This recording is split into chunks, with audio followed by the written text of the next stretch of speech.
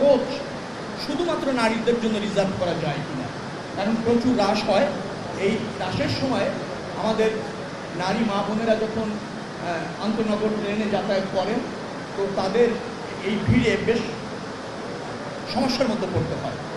তো সেটি বিবেচনা করে গতকালকে রাত্রে প্রধানমন্ত্রী ফোন করেন। আমি ওই রাত্রেই রেল সচিবের সাথে কথা বলি। রেল সচিব ভোর থেকে কাজ করেন এ ব্যাপারে কি করা যায়, কারণ কিছু সমস্যাও আছে। টিকিটগুলি সোল্ড আউট হয়ে গিয়েছে, প্রত্যেকটা কোচের এবং রেলের টিকিট সোল্ড আউট। তো সোল্ড আউট টিকিটের মধ্যে একটা কোচ রিজার্ভ করা বেশ কঠিন। তো তার মধ্যে দিয়ে আমরা নতুন দুটি কোচ, একটা হচ্ছে আজকের থেকে কার্যকর হচ্ছে, সেটা হচ্ছে সোনার বাংলা ঢাকা চট্টগ্রাম, আরেকটি হচ্ছে জয়ন্তিকা ঢাকা সিলেট। এই দুটি আন্তনগর ট্রেনে একটি করে কোচ আমরা নারীদের জন্য রিজার্ভ করে ছাড়ছি। ঈদের আগ পর্যন্ত এই যে 3 দিন এটা নারীদের জন্য রিজার্ভ থাকবে। নারীরা শুধুমাত্র নারীরা ওই কোচটিতে বসার বা যাওয়ার সুযোগ পাবেন, অন্য কোনো পুরুষ সেই কোচে ওই কোচটিতে যাবেন না। তো প্রধানমন্ত্রীর নির্দেশ পাওয়ার সাথে সাথে আজকের মধ্যে আমরা সেটা কার্যকর করতে সক্ষম হয়েছি। ঈদের পর প্রত্যেকটা আন্তনগর ট্রেনে যাতে মেয়েদের জন্য একটি করে কোচ রিজার্ভ রাখা যায়, সেটা নিয়ে আমরা কাজ করব এবং ভেবে দেখব যে কিভাবে এটা এনশিওর করা যায়। সময়ের সাথে সাথে দেখা দেয় নিত্য নতুন প্রয়োজন। রেডি থাকতে হয় প্রতি মুহূর্ত। তাই এলো ইনোভার, যেন আপনি লাইফে থাকেন রেডি প্রতিদিন। Innova, designed for now. 25% ছাড় পাবে।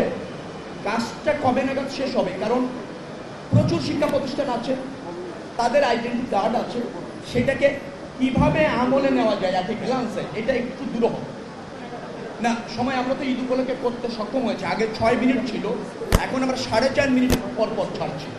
তো এটা আরও কমানোর সম্ভাবনা আছে, কিন্তু তার জন্য কোচ প্রাপ্তির একটা ব্যাপার আছে।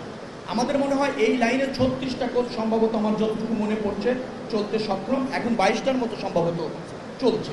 তার মানে আমাদের আরও ওই কোচ যদি আমরা বাড়াতে পারি, ট্রেনের সংখ্যা যদি বাড়াতে পারি, তাহলে সময়টা আরও কমিয়ে নিয়ে 2-2.5 মিনিট পর পরই ছাড়া সম্ভব হবে। সেই লক্ষ্যে কাজ করছি। আপনি জেনেছেন কেন মারা গিয়েছেন, কিভাবে মারা গিয়েছে? একটা ট্রেন ওটা রড বুঝাই করে যাচ্ছিল, একটা ট্রাক রড বুঝাই করে যাচ্ছিল, সেই ট্রাকে 25-26 জন লোক উঠে পড়ে এবং ড্রাইভার নিয়ন্ত্রণ হারিয়ে সাইডে উল্টে পড়ে যান। ওকে, এই দুর্ঘটনাটা একান্তই আমরা প্রাথমিক পর্যায়ে মনে হয়েছে যে ড্রাইভারের ভুলের কারণে। ওখানে আহত 2-1 যাত্রী বলেছেন তারা ড্রাইভারকে সাবধান করছিলেন, কিন্তু তিনি তা মানছিলেন না। তিনি একটু তন্দ্রা মতো ছিলেন। যাত্রীদের কথা, আমি সকালবেলা সেতু সচিবের সাথে কথা বললাম, তিনি যেটা ফাইন্ডিং করতে পেরেছেন আমাকে জানিয়েছেন।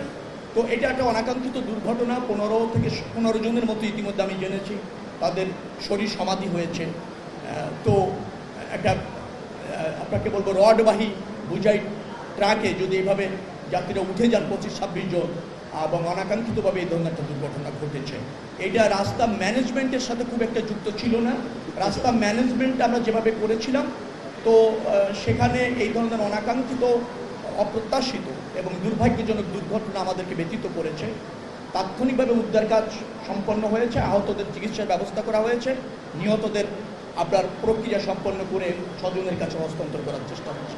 না, মনিটরিং আছে, হাইওয়ে পুলিশ দেখে। তো আপনি ধরেন ভোর রাত্রের দিকে একটা বুঝাই ট্রাকে যদি এভাবে যাত্রীদের সতর্কতা থাকারও তো প্রয়োজন আছে।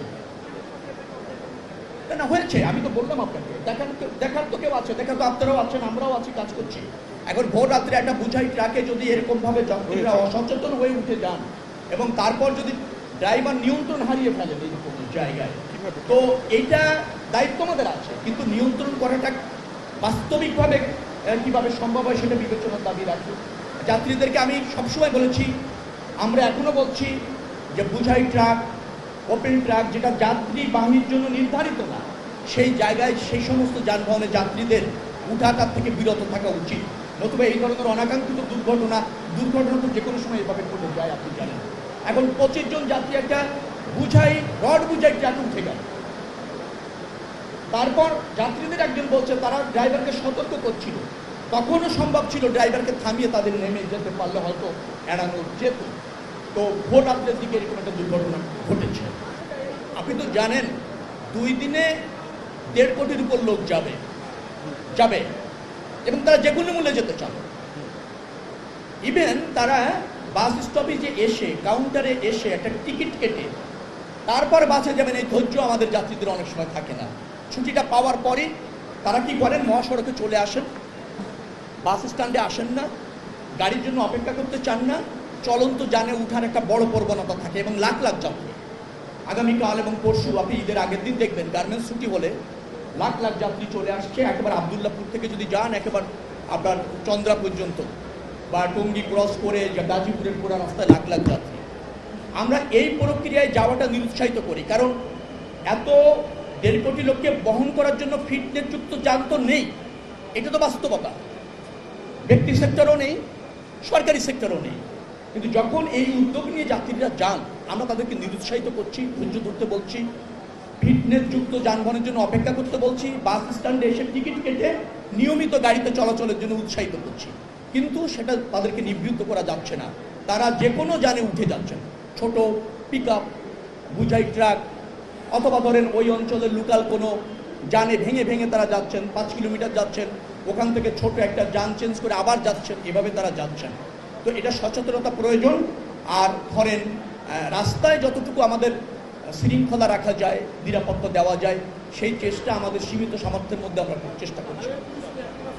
হাইওয়ে পুলিশ অ্যাক্টিভ আছে, যথেষ্ট অ্যাক্টিভ আছে। আমি কালকে চন্দ্রা থেকে মিটিং করেছি, আপনারা দেখেছেন।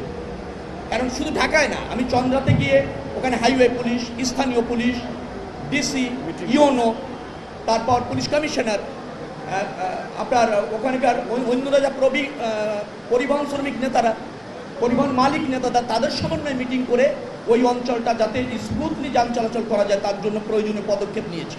হাইওয়ে পুলিশ অ্যাক্টিভ আছে, কিন্তু এটা সত্য আমরা 45 কিলোমিটার জায়গা হাইওয়ের জন্য মাত্র 3 জন পুলিশ পাই। আমাদের পুলিশের স্বল্পতা আছে, মুভমেন্টের স্বল্পতা আছে। সতর্কতা নেওয়া হয়েছে। আমরা বলেছি যে আবহাওয়া নিউজ জেনেই কেমন জন্য লঞ্চগুলি ছাড়ে। নৌ পুলিশ সহ অন্যান্য জায়গায় ভিজিলেন্স টিম আছে, তদারকি আছে। কিন্তু আমার অনুরোধ থাকবে যাত্রীদের এবং লঞ্চ মালিকদের এবং BRWTA যারা কর্মকর্তারা আছেন, তারা আবহাওয়ার নিউজ জেনে তারপরে যেন ঘাট থেকে লঞ্চগুলি ছাড়ে, সেটা আমরা বলছি। পদক্ষেপ এখন না, সবসময় আছে। ফিটনেসবিহীন যানকে BRTA থেকে অনুমোদন দেওয়া হয় না চলাচল। কিন্তু তারপর আপনি দেখবেন যে বিভিন্ন অঞ্চলে, জেলাগুলিতে অনেক সময় এই ক্রাইসিসকে উপেক্ষা করে চলে আসে।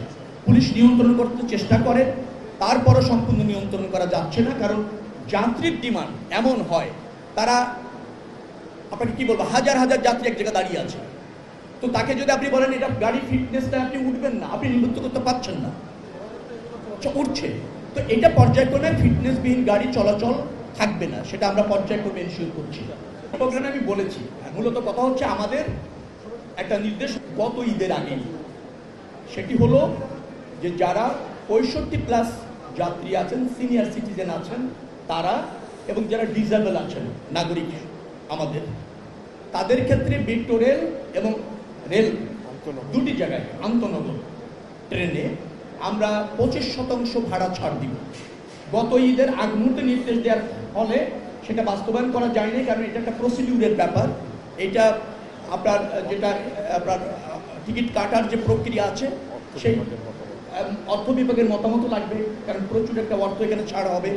প্রক্রিয়া করে এবার ঈদের আগে আমরা এটা করতে সক্ষম হলাম।